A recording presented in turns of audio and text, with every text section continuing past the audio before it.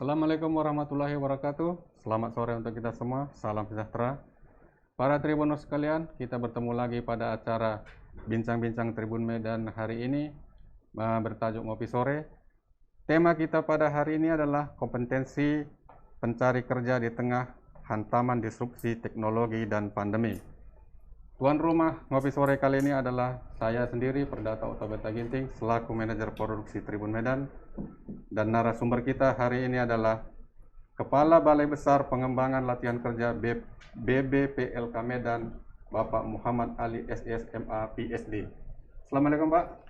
Waalaikumsalam warahmatullahi wabarakatuh. Selamat sore Pak. Selamat sore. Apa kabarnya Pak?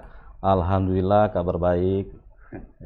Tadi sebelum kita masuk studio ini saya sempat ngomong-ngomong dulu sama Pak Ali ini. Ternyata Tribun itu bukan sesuatu yang baru sama Pak Ali ini, karena Tribun Kaltim juga sangat akrab dengan Pak Ali ini. Benar sekali. Ya. Ya. Oke Pak. Saya di 18 tahun di Kalimantan Timur, Pak. Kalimantan Timur Pak ya. Dan kawan-kawan Tribun di Kaltim juga cukup akrab. Termasuk tadi kita disinggung teman-teman saya Sani, Benar. PI ya Pak ya. Benar. Oke Pak, kita langsung mungkin ke pertanyaannya Pak ini Pak, terkait pencari kerja ini. Ini bagaimana, apa sih sebenarnya BBPLK itu Pak? Kan mungkin banyak orang awam yang belum tahu Pak, bagaimana sih sepak terjangnya di Medan ini. Karena setahu saya ini 5 di Indonesia, satu-satunya di luar Pulau Jawa Pak ya, betul Pak ya? Benar sekali. Kadang-kadang saya sendiri sedih ya, ketemu banyak orang Medan yang belum mengetahui keberadaan kami yang padahal BBPLK Medan ini sudah ada di Medan sejak tahun 71 yang lalu ya. Sudah cukup lama sebenarnya. Jadi kami ini adalah unit pelaksana teknis di bawah Kementerian Ketenagakerjaan yang memang tugas-tugasnya adalah menyediakan pelatihan vokasi kepada para pencari kerja, mereka-mereka yang ingin mendapatkan kompetensi tambahan atau melakukan peningkatan kompetensi untuk benar-benar siap masuk ke dunia kerja gitu. Jadi tugas kami berada di situ untuk memfasilitasi mereka yang ingin mendapatkan peningkatan kompetensi. Ada syarat nggak Pak, atau orang yang untuk bisa ikut ke BBPLK ini?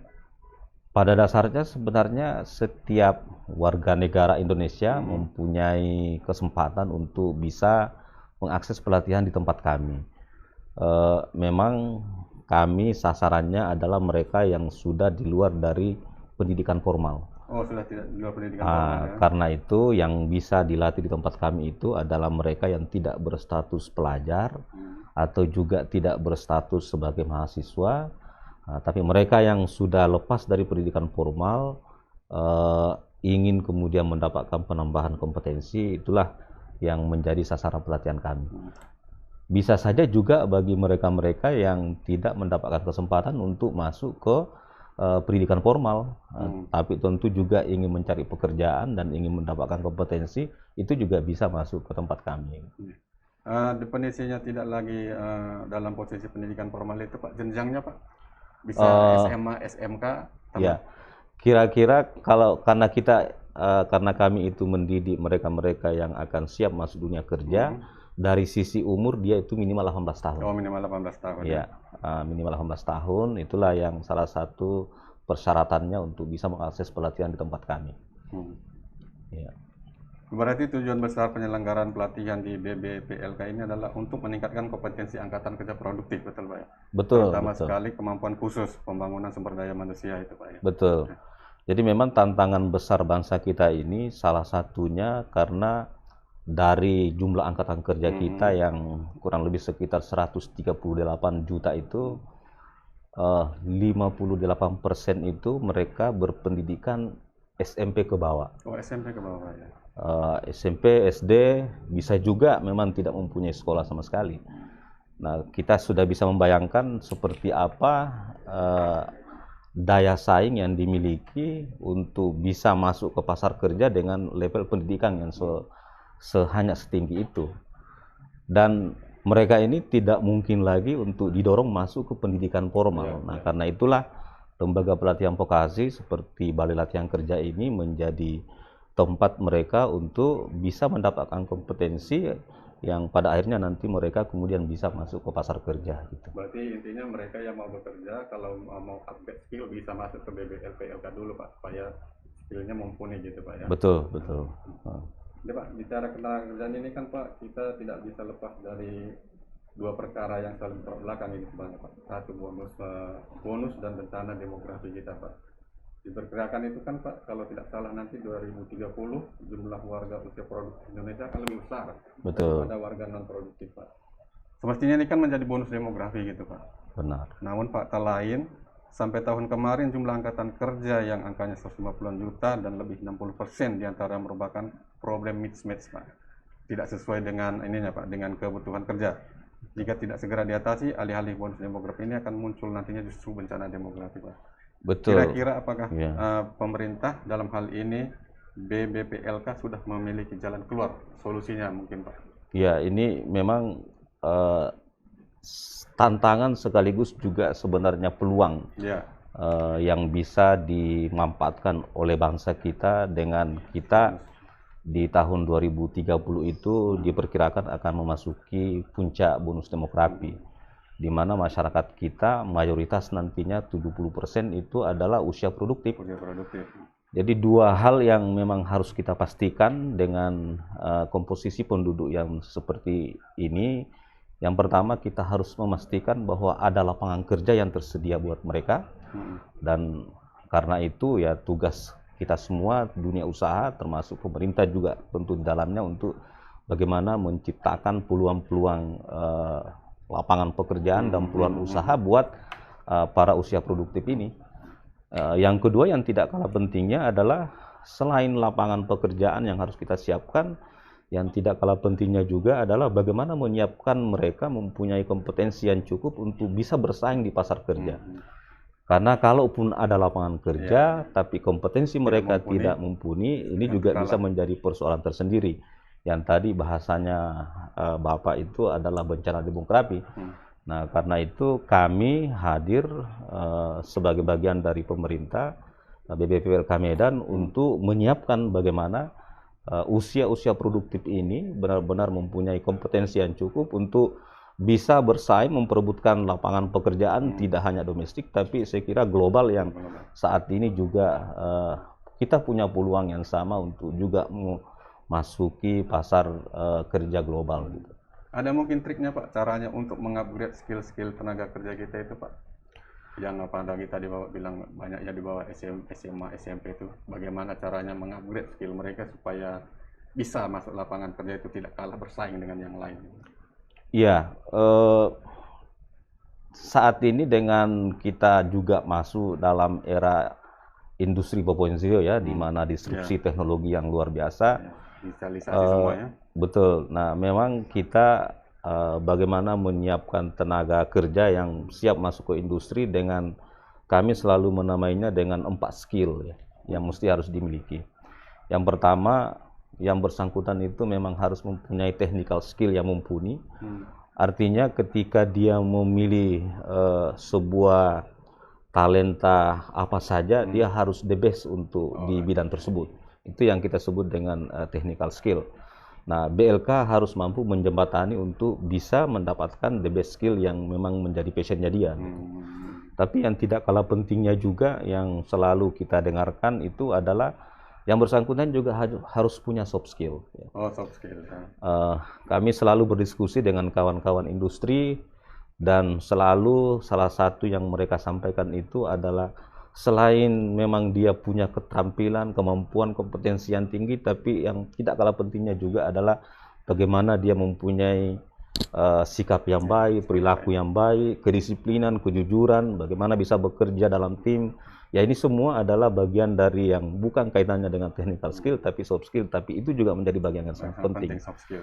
Nah, yang juga tidak kalah pentingnya itu saat ini dengan dunia digital, setiap orang yang barangkali semua sudah punya gadget, itu juga digital skill menjadi hal yang sangat penting. Dan yang tak kalah pentingnya juga, apalagi dengan kondisi industri saat ini yang memang melemah dengan pandemi, kemampuan untuk melakukan wirausaha secara mandiri atau entrepreneur ini juga menjadi bagian yang juga harus diberikan. Dan di BBPLK Medan dan di semua BLK, keempat komponen ini kita berikan kepada para peserta pelatihan yang dengan harapan ya mereka bisa survive untuk masuk ke dalam pasar kerja yang semakin kompetitif. Berarti soft skill juga sangat penting selain ke kemampuan teknis, Pak. Benar, sangat penting sekali.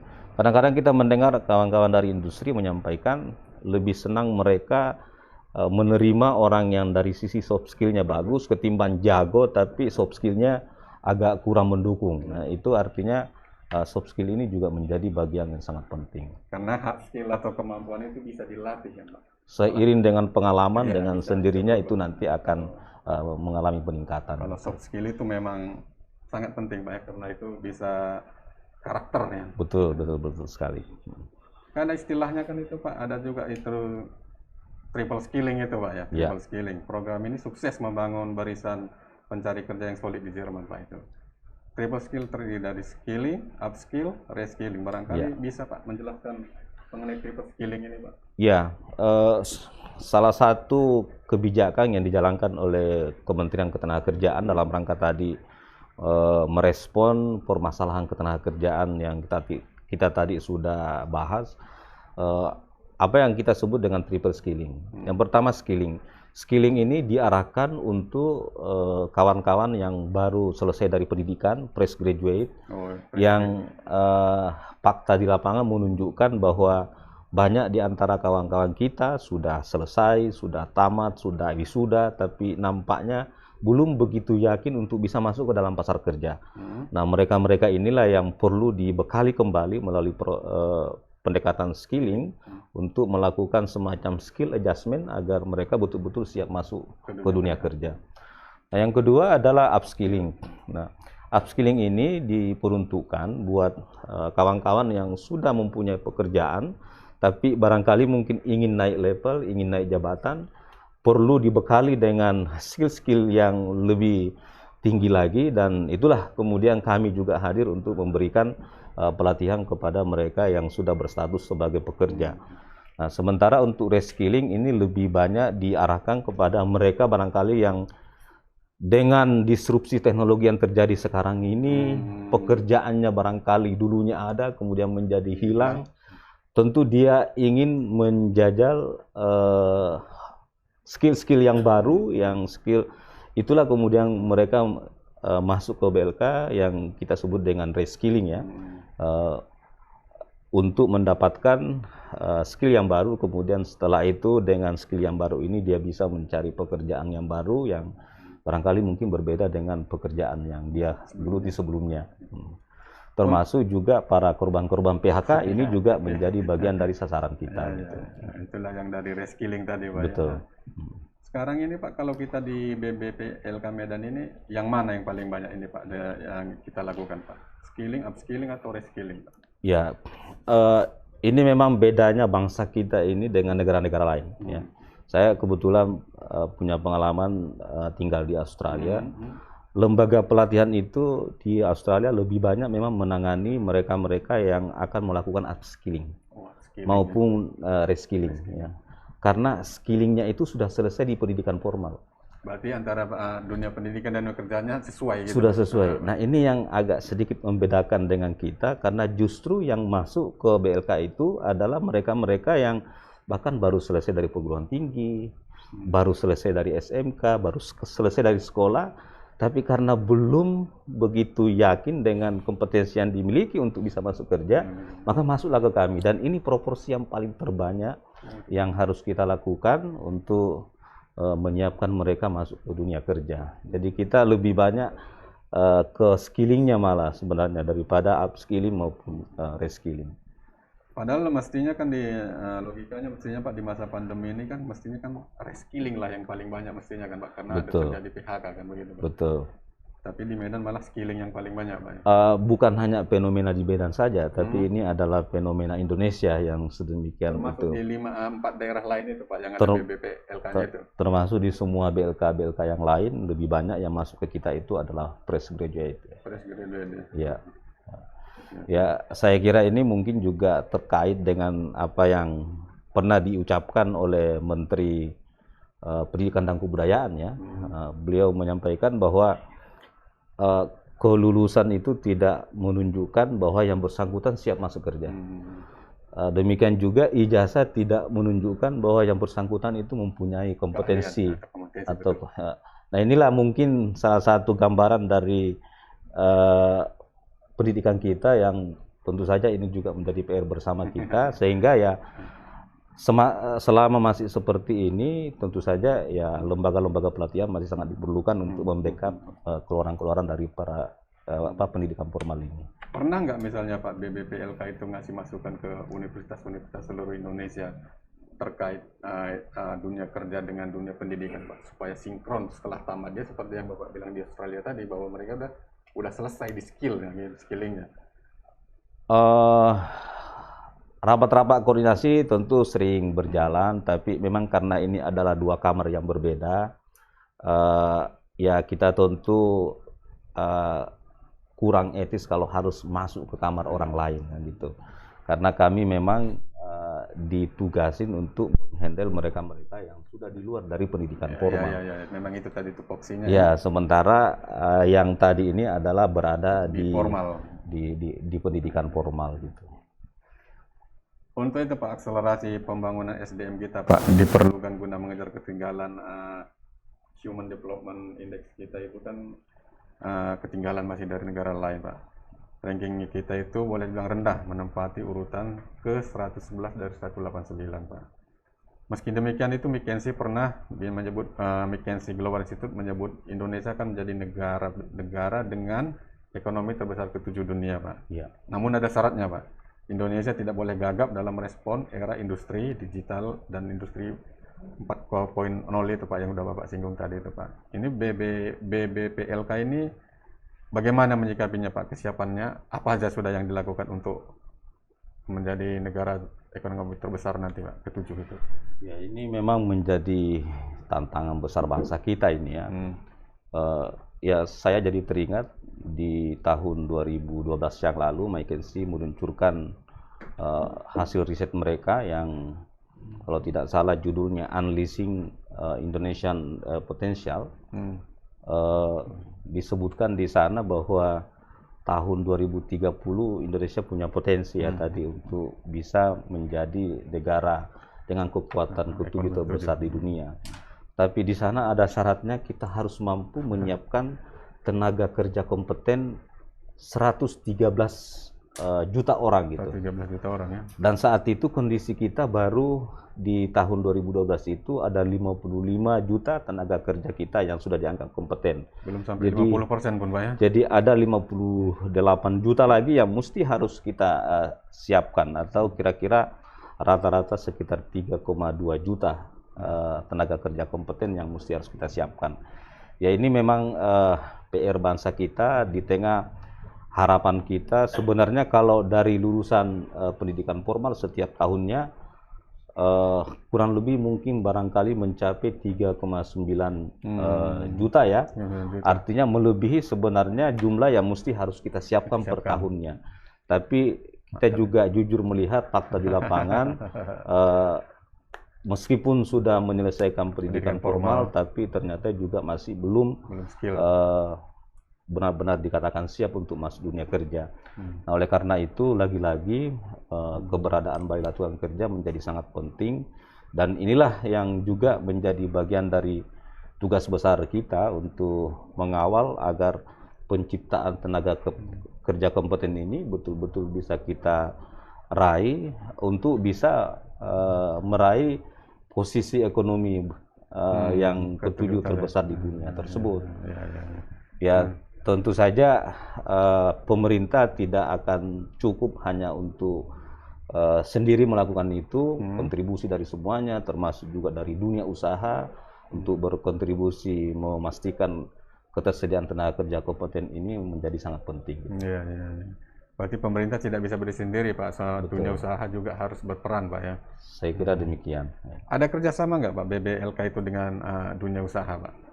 Ada. Jadi ya memang keberadaan dunia usaha ini menjadi bagian yang sangat tidak bisa dipisahkan dari kami ya.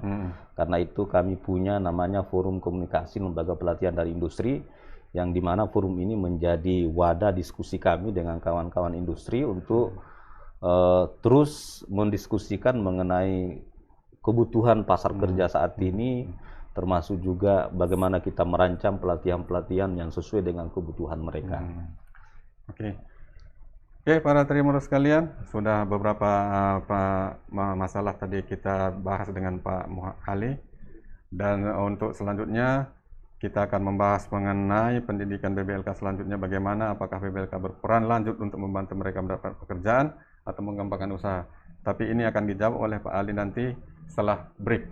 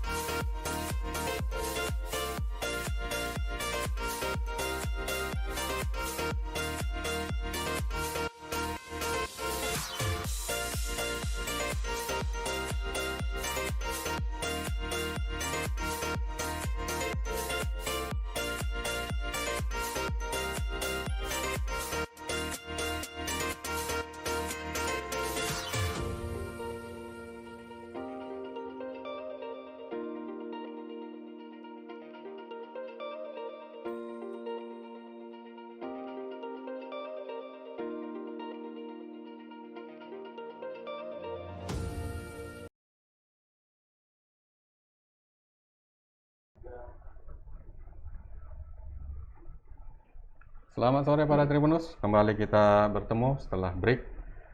Kali ini masih bersama saya, Pendeta Otoberta Ginting, selaku tuan rumah ngopi sore hari ini, dan bersama Pak Muhammad Ali, narasumber kita. Ini Pak, tadi kan sudah ada kita membahas masalah prediksi ekonomi kita tahun 2030, kita harus tidak gagap merespon era digitalisasi industri 4.0 ini Pak. Sekarang kita membahas ini Pak, setelah mengikuti pendidikan di BBPLK, selanjutnya bagaimana kira-kira Pak? Apakah pihak BPL berperan lebih lanjut untuk membantu mereka mendapatkan pekerjaan atau mengembangkan usaha? Apakah ada datanya Pak sejauh ini Pak? Ya, ya. Jadi mulai tahun ini, kalau sebelum-sebelumnya kami punya output itu adalah berapa jumlah orang yang dilatih. Nah, mulai tahun ini kementerian menaikkan targetnya bukan hanya sekedar melatih, tapi seberapa mampu kita menempatkan orang-orang yang sudah kita latih di dunia kerja. Oleh karena itu, tadi kita sudah menyinggung bagaimana kami pentingnya kerjasama dengan kawan-kawan dari industri ini untuk memastikan bahwa yang kita latih ini betul-betul nanti terserap. Nah, oleh karena itu, mulai dari proses perancangan programnya, pelaksanaan pelatihannya, sampai nanti uji kompetensinya, keterlibatan dari industri menjadi bagian yang sangat penting dalam proses pelaksanaan pelatihan di kami. Dan kita sangat bersyukur dengan adanya forum komunikasi lembaga pelatihan dan industri yang diketuai oleh Pak Abo. Saya kira warga Medan mungkin sangat familiar dengan nama beliau. Dengan dukungan kawan-kawan industri lainnya, kita sangat intens untuk bagaimana memastikan kawan-kawan yang sudah dilatih ini bisa masuk ke industri. Nah, oleh karena itu, atas fasilitasi dari FKLPI, dalam proses belajar mereka di BPLK Medan, industri sudah kita undang mampir ke BPLK Medan, termasuk media juga kita undang untuk melihat langsung bagaimana proses pelatihan yang terjadi di tempat kita. Dengan demikian, ketika mereka ada kebutuhan tenaga kerja, ya meskipun kita sangat menyadari bahwa saat ini memang kondisi industri lagi melemah, mereka tidak lagi segan-segan untuk bisa merekrut peserta pelatihan di tempat kami. Satu contoh yang paling konkret, baru-baru ini kita melatih barista misalnya, masih dalam proses pelatihan, tapi salah satu kafe yang cukup terkenal, Anomali, langsung merekrut kita punya peserta. Ya, ini atas fasilitasi dari FKLPI yang turut untuk menyuarakan mengenai kualitas output pelatihan yang kita lakukan. Selain itu, FKLPI juga membantu untuk mendorong agar mereka yang memang masuk ke BLK bukan untuk mencari kerja, tapi untuk membuka usaha, ini pun juga dicoba dibantu untuk mencarikan solusinya. Paling terakhir kemarin, Ketua FKLPI mengundang Bang Sumut untuk mampir ke BPLK Medan dan berdiskusi dengan para alumni, kemungkinan untuk diberikan semacam pinjaman untuk mereka membeli peralatan yang dengan peralatan tersebut mereka bisa membuka usaha sesuai dengan kompetensi yang sudah dimiliki. Jadi upaya-upaya ini terus kita lakukan bersama dengan kawan-kawan di FKLPI sebagai bagian dari upaya kita untuk memastikan mereka tidak hanya sekedar dilatih, tetapi memastikan setelah pasca pelatihannya bekerja atau tadi bisa berusaha secara mandiri. Ada datanya Pak, kira-kira sampai sekarang ini seberapa besar pekerja yang dihasilkan pelatihan vokasi yang sudah diselenggarakan BPLK ini yang diserap dunia kerja? Iya, baru-baru ini kami mencoba melakukan survei untuk alumni kita yang mengikuti pelatihan di tahun 2020. Tahun 2021 ini kita baru berjalan di 2020, dan dari alumni kita yang merespon, ya memang kita sangat memahami dengan kondisi ekonomi sekarang yang masih belum normal. Dari sekian banyak yang merespon, kurang lebih sekitar 59% menyatakan belum bekerja. Oh, belum ya? Belum bekerja, dan hampir 42% ini melaporkan kepada kita 27%-nya sudah bekerja dan 14,4% itu membuka usaha secara mandiri. Artinya saya kira ya angka ini dengan kondisi pandemi yang memang kita paham semua, ekonomi lagi melemah, mereka masih tetap bisa terserap di dunia kerja, dan bahkan justru ada yang malah membuka usaha-usaha secara mandiri. Ini kan tadi kalau kita ikut ini selesai sekolah formal Pak, masuk ke BPPLK, baru BPPLK nanti kalau ada cocok bisa menempatkan ke dunia kerja. Untuk masuk BPPLK itu Pak, ada biayanya enggak Pak? Biaya yang harus dibayar peserta pelatihan ini. Pelatihan di tempat kami ini gratis ya. Gratis semua Pak ya? Tidak ada yang perlu dibayar. Semua, bahkan sampai untuk bantuan transfer pun juga kita berikan kepada mereka yang memang sudah lolos seleksi ya. Katakanlah misalnya mereka harus berlatih selama 2 bulan atau 40 hari, bantuan transfer untuk setiap harinya kita berikan kepada mereka. Kita berikan baju kerja, kita berikan juga peralatan yang memang dibutuhkan. Misalnya katakanlah kalau di pelatihan konstruksi ada yang perlu helm, ada yang perlu sepatu safety, dan lain-lain sebagainya, itu semuanya kita siapkan. Intinya sebenarnya peserta ini hanya membawa semangatnya saja untuk meningkatkan kompetensinya dan mengikuti secara serius karena semuanya sudah dipikirkan oleh BPPLK Medan. Oh, berarti sebenarnya mereka cuma daftar, ikut seleksi, lolos, datang sudah difasilitasi semua Pak ya? Betul sekali. Kalau misalnya nanti skill sudah mumpuni, bisa masuk, langsung dianjurkan masuk dunia kerja. Betul sekali. Memang ada juga program pelatihan yang kita laksanakan dengan model kerjasama. Seperti yang hari Senin besok ini yang akan kita laksanakan, kita kerjasama dengan Unilever untuk melaksanakan pelatihan teknik las yang sasarannya adalah warga binaan masyarakat yang ada di sekitar perusahaan Unilever yang dikerjasamakan dengan kita untuk kemudian dilatih. Ini pendanaannya itu adalah bagian dari program pengembangan masyarakat dari perusahaan tersebut. Tetapi ini hanya proporsinya sedikit, hampir 100% ya, 99,9% mungkin pelatihan kita itu adalah sifatnya memang tidak berbayar. Tidak berbayar, ya. Tadi kan alumni 2020 itu sekitar 27% itu bekerja, sisanya lagi itu usaha, 59% belum bekerja Pak. Ya, betul. Kalau misalnya untuk peserta 2021 itu berapa orang Pak? 2021 ini kita baru menyelesaikan kurang lebih sekitar 10 paket kayak kalau tidak salah ya, dan saat ini sedang berjalan juga kurang lebih sekitar 10 paket. Beberapa kita belum melakukan survei ya, karena biasanya memang 3 bulan pasca mereka selesai baru kita melakukan survei kemana mereka pasca mengikuti pelatihan.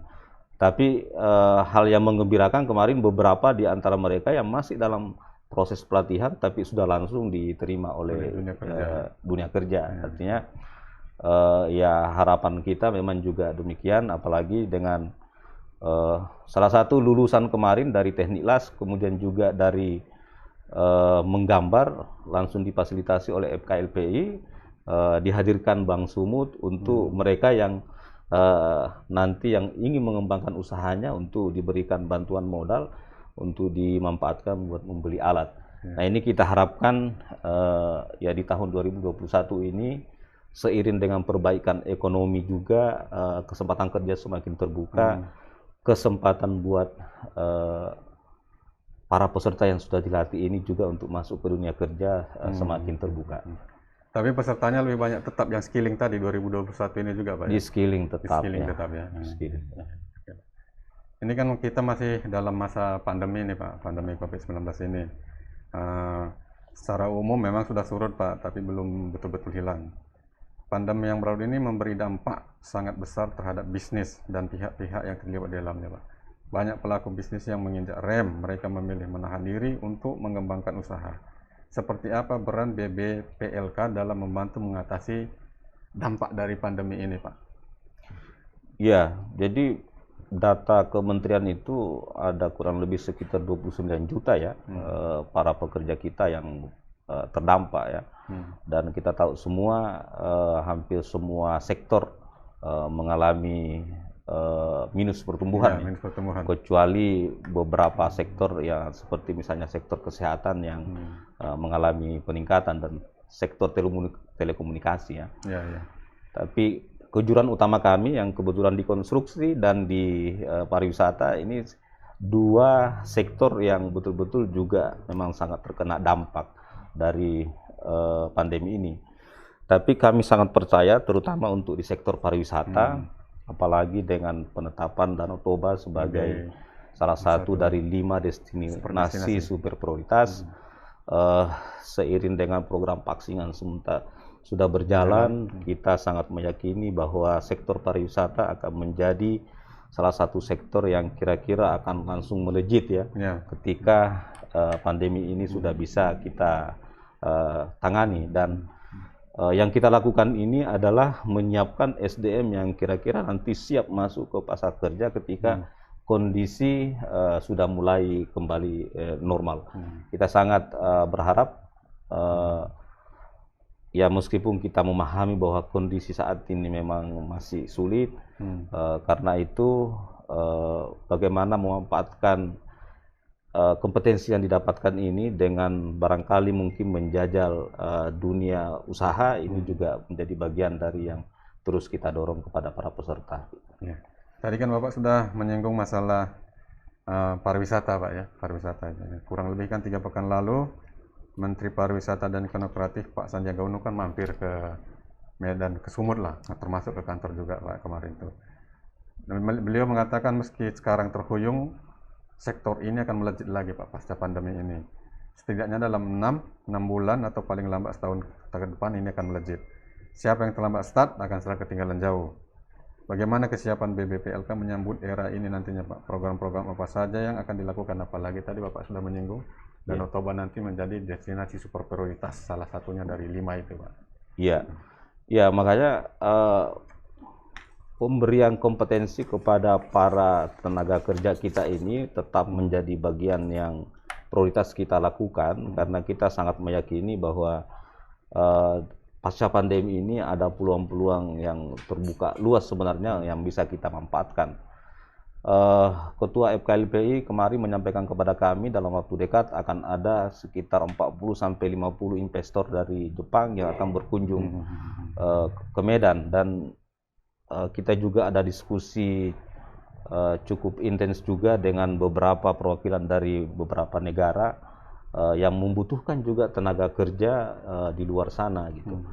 Nah, yang kita lakukan saat ini adalah mempersiapkan SDM kita untuk nanti peluang apapun yang kira-kira terbuka pasca pandemi ini, dengan kompetensi yang sudah dimiliki mereka bisa masuk dalam berbagai alternatif yang dimungkinkan bisa saja mereka raih, baik itu di dalam maupun nanti mungkin di mancanegara gitu ya. Saya kira ya itu yang kita lakukan, karena kita juga sangat menyadari bahwa dunia usaha memang melemah, tapi kita terus memberikan penguatan bahwa pasca ini nanti pasti akan melejit, terutama misalnya sektor pariwisata. Banyak orang yang barangkali mungkin saat ini masih punya duit karena dengan kondisi tidak dimungkinkan untuk melakukan mobilisasi. Akhirnya tidak bisa kemana-mana, dan kalau ini sudah menjadi normal kembali, pasti mereka semua ini akan balas dendam gitu. Karena sekarang sudah stres di rumah semua ini Pak ya. Stres di rumah sekian, sudah setahun lebih ini ya. Hotel-hotel akan penuh, kuliner akan berkembang lagi, penerbangan akan terisi penuh lagi.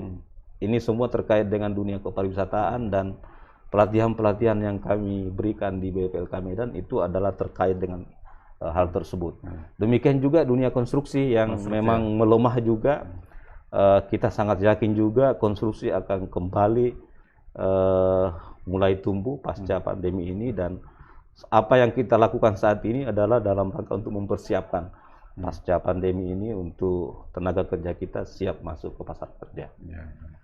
Ya, terima kasih Pak. Udah banyak ini yang kita bahas tadi Pak. Ini kan tadi sebelum acara ini kan kita sempat ngomong-ngomong Pak, sudah berapa kali puasa? Ya kan, 2 kali Pak ya. 2 kali puasa ini. Tapi 2 kalinya ini masa pandemi Pak. Betul. Tidak bisa pulang ya. Ini dengar-dengar ini Pak, dengar-dengar Pak Ali waktu tidak lama lagi akan meninggalkan kota Medan, dengar-dengar ini Pak, untuk berkarya di tempat lain. Kalau boleh tahu Pak, apa kesan Bapak ini tentang di luar lingkup pekerjaan Pak, tentang kota Medan ini Pak? Wah, ini kok Tribun dapat aja info-info apa ya? Saya aja enggak dapat info ini ya. Ya, apa namanya, kalau kami ini air mengalir saja ya, siap dimanapun, termasuk ditempatkan di Medan ini. Dan saya merasakan selama berada di Medan ini sudah lebih dari 2 tahun, banyak pembelajaran yang bisa kita dapatkan. Jadi saya sendiri selalu menganggap bahwa Medan ini adalah medan pembelajaran yang sangat baik buat kita untuk menempa kepemimpinan, juga menempa skill, terutama bagaimana membangun relasi dengan stakeholder, dengan masyarakat yang saya pahami masyarakat Medan ini yang sangat dinamis, yang kalau kita tidak imbangi dengan kinerja yang baik, yang dinamis juga, ya kita bisa tertinggal dari pergerakan masyarakat dan stakeholder yang cukup dinamis tersebut. Jadi bagi saya berada di Medan menjadi sebuah pembelajaran yang luar biasa, dan ini mudah-mudahan menjadi bekal untuk bisa menempuh karir yang lebih baik ke depannya. Apalagi kalau kangen makanan khas daerah Makassar, soto Makassar ada di ring. Ada, betul. Nggak jauh dari BLK Bapak. Nggak jauh dari BBLK Pak. Iya. Mungkin Pak, tadi kan sudah kita bahas macam-macam Pak, banyak perkembangan ekonomi, dunia usaha, dunia pelatihan. Mungkin semacam closing statement Pak kepada teman-teman yang mungkin sekarang masih mencari kerja Pak. Mungkin ada yang baru lulus, ada yang mau upgrade, atau ada yang reskilling itu Pak. Apa kira-kira saran Bapak kepada mereka supaya mereka tidak segan-segan mampir di BBPLK ini untuk meningkatkan skill mereka Pak? Ya. Jadi kawan-kawan para pencari kerja, kita memahami bangsa kita masih dalam kondisi sulit, tapi kita harus tetap optimis, pandemi akan segera berakhir, dan karena itu penyiapan kemampuan kita, kompetensi kita untuk bisa nanti merebut lapangan-lapangan pekerjaan yang tersedia bisa kita dapatkan. Dan kami dari Balai Besar Pengembangan Latihan Kerja Medan yang memang mendapat tugas untuk bagaimana penyiapan tenaga kompeten ini, dengan senang hati menyambut kedatangan semua kawan-kawan di BBPLK Medan. Memang kami jujur menyampaikan permohonan maaf karena kita juga selalu ada keterbatasan-keterbatasan. Satu contoh misalnya kemarin kita mau buka satu paket barista misalnya untuk 16 orang, tetapi yang mendaftar 300 orang. Dalam kondisi seperti itu, ya tentu sekian ratus orang ini harus bersabar. Karena kemampuan kita untuk melatih dengan keterbatasan yang ada memang hanya demikian. Tapi saya menyampaikan jangan patah semangat, banyak media pembelajaran yang bisa kita lakukan saat ini, dan terus upayakan, mudah-mudahan saja ya suatu saat dapat kesempatan untuk masuk ke BBPLK Medan. Tapi maksudnya jangan sekali misalnya tidak diterima langsung patah arang dan patah semangat Pak ya. Betul. Coba lagi Pak ya. Kesempatan itu masih sangat terbuka, dan siapa tahu saja pada kesempatan kedua kemudian mendapatkan kesempatan itu. Karena ya kami pun dalam melakukan proses seleksi memang betul-betul melihat mana yang kira-kira tingkat kebekerjaannya lebih besar. Karena dalam proses seleksi pun kami melibatkan kawan-kawan industri untuk melihat seperti apa keseriusannya yang bersangkutan, dan kira-kira nanti kalau ini dilatih dalam jangka waktu 2 bulan misalnya, memang mempunyai kans untuk apakah dia bisa masuk ke industri atau bisa mengembangkan usaha secara mandiri. Jadi intinya tetap semangat ya. Oke. Terima kasih Pak Muhammad Ali ASSMA PSD selaku Kepala Balai Besar Pengembangan Latihan Kerja Medan untuk sudah meluangkan waktu untuk menghadiri kopi sore pada sore hari ini. Para trimmer sekalian, terima kasih telah mengikuti acara ngopi sore hari ini. Saya Pedato Ottobeta Ginting selaku host ngopi sore mengucapkan selamat sore. Assalamualaikum warahmatullahi wabarakatuh. Salam sejahtera untuk kita, dan tetap patuhi protokol kesehatan untuk mencegah penyebaran pandemi COVID-19. Terima kasih, sampai jumpa di ngopi sore berikutnya.